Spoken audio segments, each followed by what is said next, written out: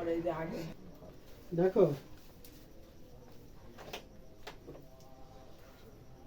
খেয়াল করো Look at the whiteboard. এটা হচ্ছে অক্সিলারি ভার্ব কি ভার্ব Auxiliary verb. এর বাংলা হচ্ছে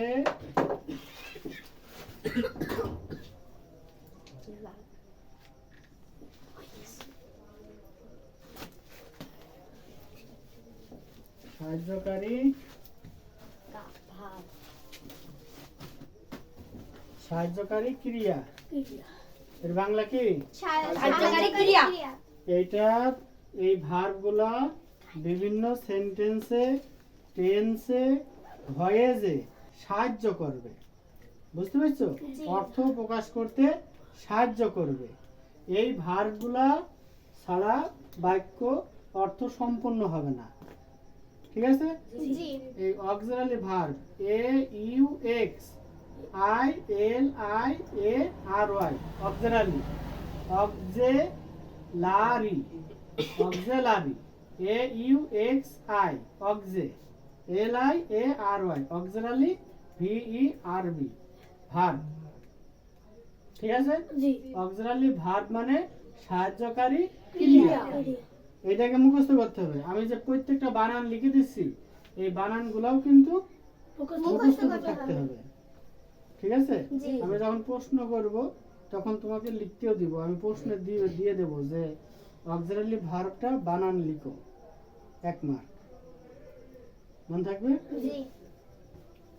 অক্সিলারি ভার্ব দেখো আর এই অক্সিলারি ভার্বগুলা মুখস্থ করে ফেলতে হবে এম ইজ আর একটা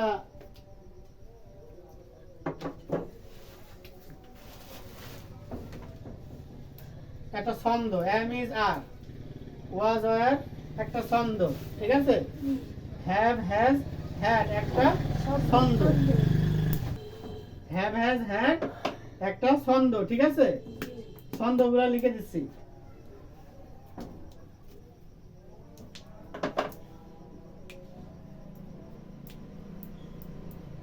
হ্যাভ হ্যাজ হ্যাড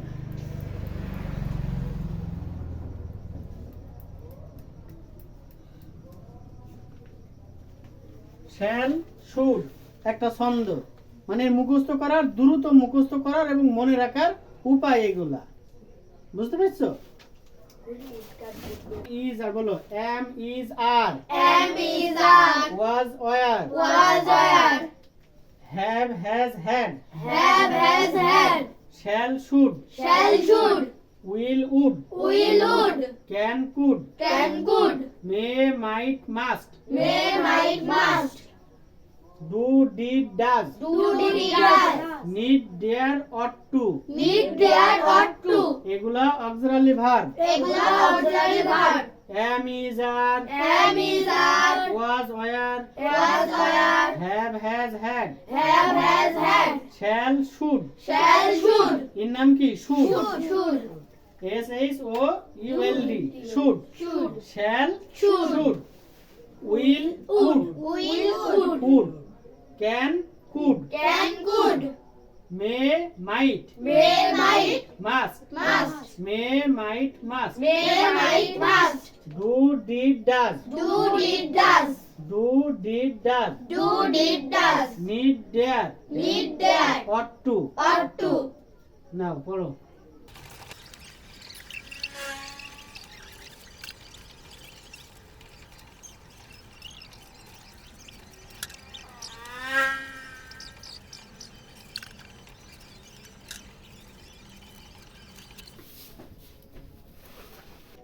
খাতার ওই পৃষ্ঠায় বের করো যে পৃষ্ঠায় ওই যে ইজ লিখলাম আর ইজ কোন কোন সাবজেক্টের ক্ষেত্রে বসবে ওই পৃষ্ঠাটা বের করো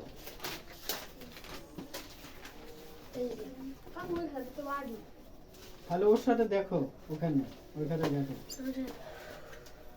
তাহলে আমরা কি পড়লাম অক্সিলারি ভার্ব অক্সিলারি ভার্ব শব্দের অর্থ কি সাহায্যকারী ক্রিয়া এটা কোথায় ব্যবহার হয় সেন্টেন্স টেন্স ভয়েস ন্যারেশন সব জায়গাতেই এর ব্যবহার হয় বুঝতে পেরেছো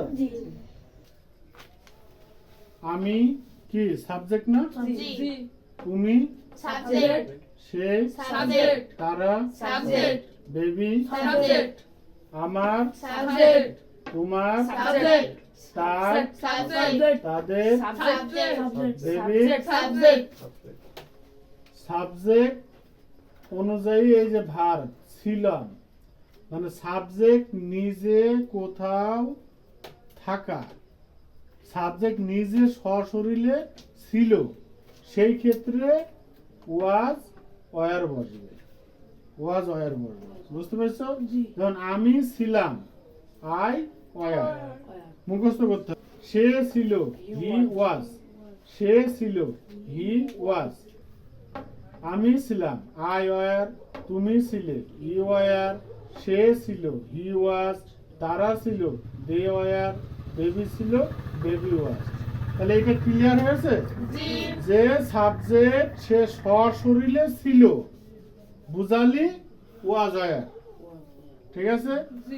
আর এখানে এইটা হচ্ছে সাবজেক্ট এর কিছু ছিল, জিনিস ছিল, সাবজেক্টের কিছু জিনিস ছিল, তাহলে সেই ক্ষেত্রে হ্যাড, সেই ক্ষেত্রে কি হ্যাড। আমার একটা সাইকেল ছিল, আই হ্যাড এ সাইকেল, ঠিক আছে? আমার একটা রেড পেন ছিল, লাল কলম ছিল, ঠিক আছে? তাহলে I had a red pen. I had আমার ছিল, কি ছিল? রেড পেন, লাল কলম, ঠিক আছে? তার ছিল, হি হ্যাড, তাদের ছিল, দে হ্যাড, আর বেবির ছিল, বেবি হ্যাড। ক্লিয়ার হয়েছে? এই ক্লিয়ার? তুমি ক্লিয়ার? কালকে এবার মুখস্থ বলতে হবে আর এখানে, ঠিক আছে? এটা ব্যাক পড়া, কিন্তু আজকে আবার রিপিট করলাম।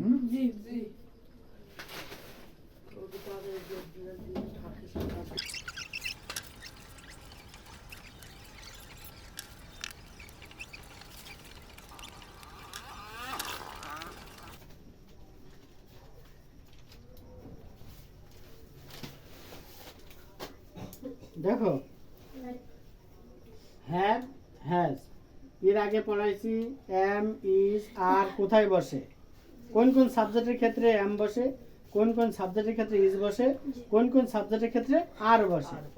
তারপরে শিখাইছি ওয়াজ ওয়ার, কোন কোন সাবজেক্টের ক্ষেত্রে ওয়াজ বসে, কোন কোন সাবজেক্টের ক্ষেত্রে ওয়ার বসে। তারপরে শিখাইছি শ্যাল, উইল, কোন কোন সাবজেক্টের ক্ষেত্রে শ্যাল বসে, কোন কোন সাবজেক্টের ক্ষেত্রে উইল বসে। এগুলো কিন্তু সব অক্সিলারি ভার্ব, বুঝতে পেরেছো তো? এবার আজকে বাকি ছিল হ্যাভ আর হ্যাজ, কোন কোন সাবজেক্টের ক্ষেত্রে হ্যাভ বসে, কোন কোন সাবজেক্টের ক্ষেত্রে হ্যাজ বসে, ঠিক আছে?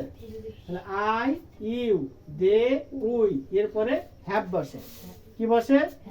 আই, ইউ, দে, উই, এরপরে হ্যাভ বসে। আর হি অথবা সি, ঠিক আছে? হি অথবা সি,